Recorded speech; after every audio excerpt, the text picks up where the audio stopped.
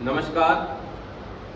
महर्षि पराशर जी का वचन है, शांत्या भवति कल्याणम तदुपायम च वचमेहम कृत्वा नास्तिको लोभाद शनुते बहु संकटान।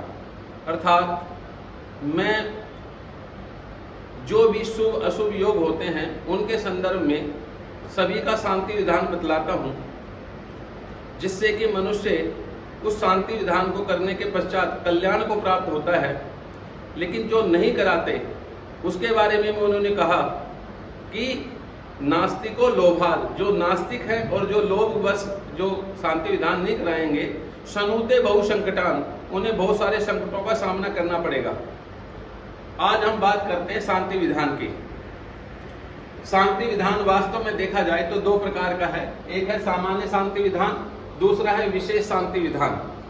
सामान्य शांति विधान जो है वह 5 प्रकार से किया जा सकता है, जिसमें मंत्रों का जाप है, जिसमें मंत्रानुष्ठान कह सकते हैं। दूसरा मणि है, जिसको जेमस्टोन पहनना कहते हैं। औषधियों का स्नान है, दान और स्नान। ये 5 प्रकार के उपाय सामान्य शांति विधान के अंतर्गत आते हैं। इनमें जो 6, 8, 12 भाव के स्वामी होते हैं, जो अस्त ग्रह हैं, जो नीच ग्रह हैं, उन ग्रहों से संबंधित हम सामान्य शांति विधान कर सकते हैं। लेकिन ये सामान्य शांति विधान होते हुए भी शास्त्र सम्मत विधि द्वारा ही किया जाना चाहिए, तभी ये फलदायी है। दूसरा जो शांति विधान है वो विशेष शांति विधान है। ये भी 4 प्रकार का होता है। इसमें पहला जो है वो मार्ग ग्रह, द्वितीयेश और सप्तमेश को ज्योतिष शास्त्र में मार्ग ग्रह कहा। इनकी जब भी दशा अंतरशा आती है तब विशेष शांति विधान करने की बात की गई, क्योंकि मार्ग ग्रह जो हैं उनका जो फल है, वैसे ये भी बात बताने की आवश्यकता समझता हूं मैं कि मार्ग ग्रह से मारना ही नहीं होता।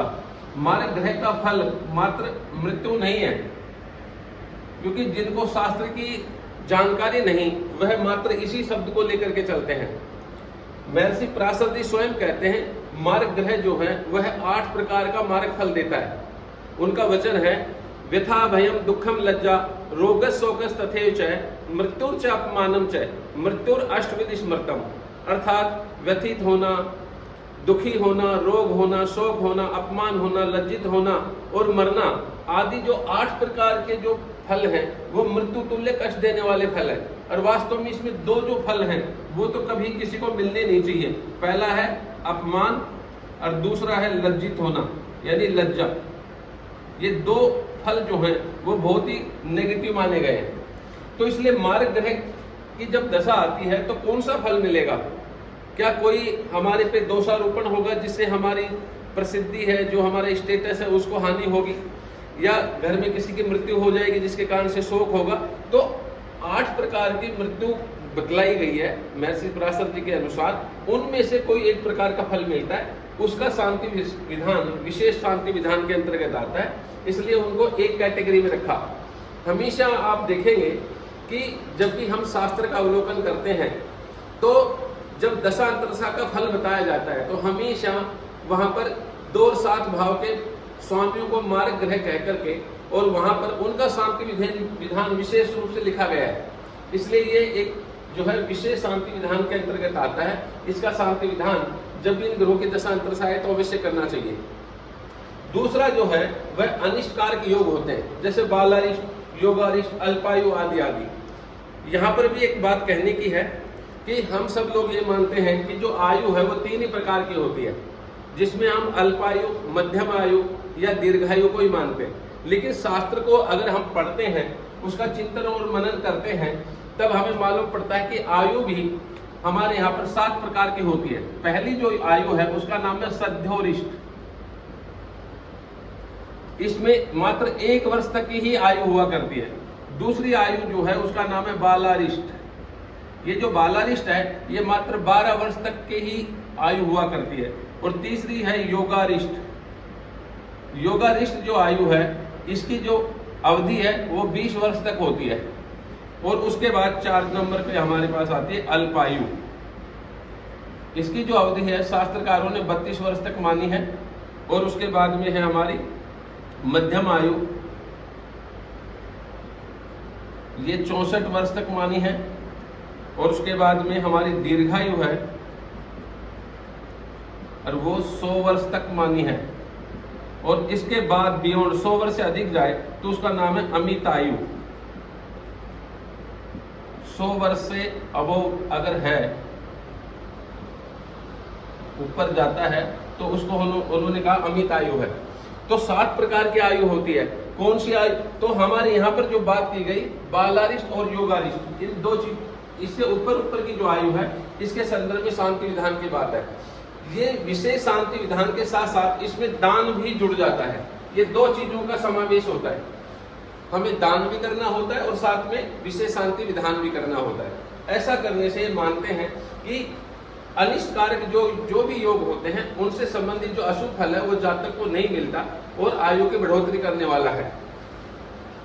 ये जो मैं बात बोल रहा हूं, इसको लेकर के बहुत सारे लोग आक्षेप भी कर सकते हैं कि क्या एक ज्योतिषी ब्रह्मा जी होता है? क्या वह किसी की आयु को बढ़ाने में सक्षम हो सकता है? ऐसा तो नहीं है, लेकिन शास्त्र का वचन है। हम जानते हैं कि मार्कंडेय नाम के ऋषि हुए हैं। मार्कंडेय ऋषि की मात्र आयु 16 वर्ष ही मानी गई और महामृत्युंजय मंत्र की दीक्षा प्राप्त करके उन्होंने भगवान शिव को प्रसन्न किया, और वो आज सप्त चिरंजीवी जो लोग हैं उनमें 8वें मार्कंडेय हैं। बहुत सारे लोग ये मानते हैं कि 7 लोग ऐसे हैं जो अभी तक चिरंजीवी हैं, अर्थात अभी तक जीवित हैं, जो अमर हैं। अश्वत्थामा बलिर व्यासो हनुमानश्च विभीषण कृपे परशुरामश्च सप्ते ते चिरजीवने सप्ते तान संस्मरे नित्यम मार्कंड्यम था अष्टमम। अर्थात 7 लोग उनके बाद में 8वां जो नाम है वो मार्कंडेय ऋषि का है।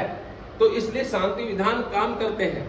काम जो जिसको जानकारी है वह कर सकता है, और बड़ी श्रद्धा और आस्था के साथ किया जाने वाला करते हैं ये। इसलिए इनसे संबंधित शांति भी विशेष शांति के अंतर्गत आती है। तीसरा एक और है जिसको बोलते हैं अशुभ जन्म योग। अशुभ जन्म योगों के बारे में मैं ये मानता हूं कि जो पढ़े लिखे वास्तव में ज्योतिषी हैं उनको इनकी जानकारी है, लेकिन जिन्होंने शास्त्र नहीं पढ़ा, जो मात्र टोटकाचार्य हैं, उनके बारे में तो क्या कहा जा सकता है। हंसी के पात्र हैं वे लोग, और वे सभी जनता जनार्दन को, हमें भी बेवकूफ बनाने का प्रयास कर रहे हैं।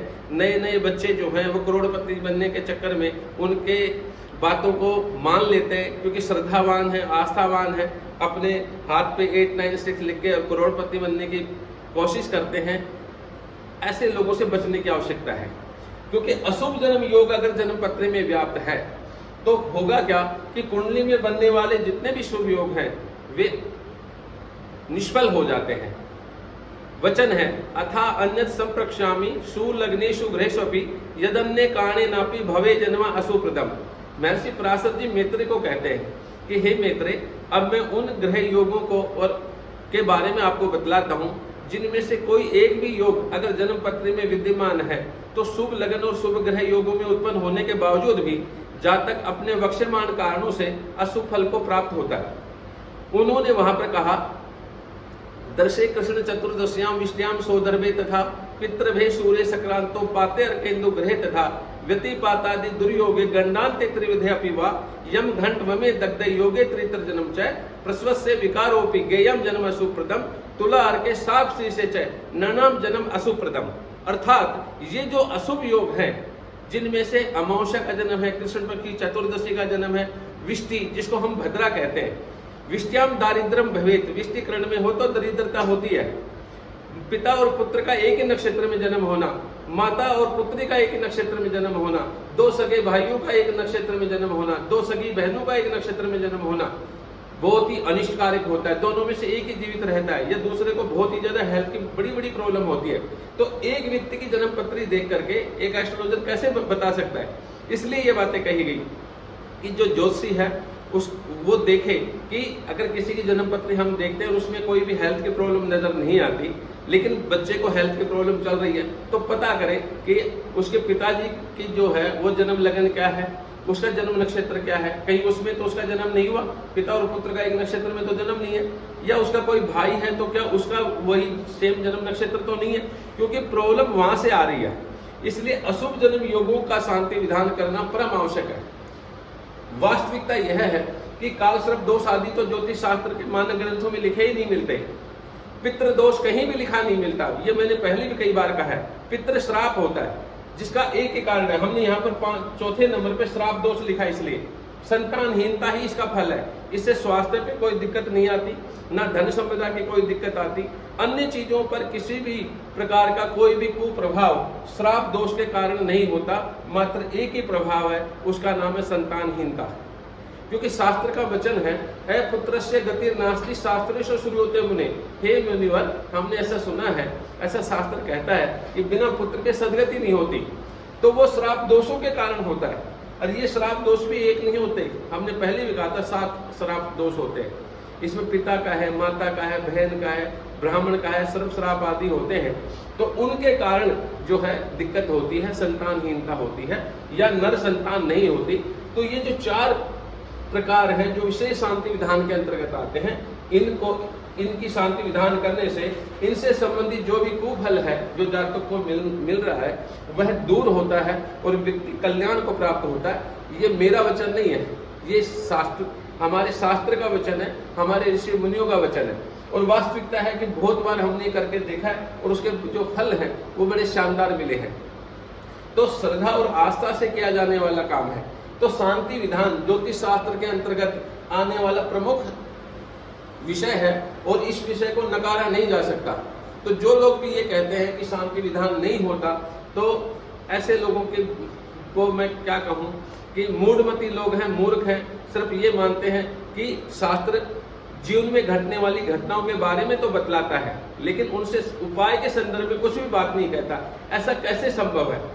तो जिनको नहीं आता वो कुछ भी कहें, लेकिन शास्त्र सम्मत जो है तरीके से देखें तो ज्योतिष शास्त्र के 2 काम हैं। मनुष्य के जीवन में जो भी घटनाएं घटेंगी वह कब कब घटेंगी और उनका फल क्या होगा ये बतलाता है। साथ में अगर कोई अशुभ घटनाक्रम घटने वाला है तो उसके संदर्भ में वह शांति विधान भी बतलाता है।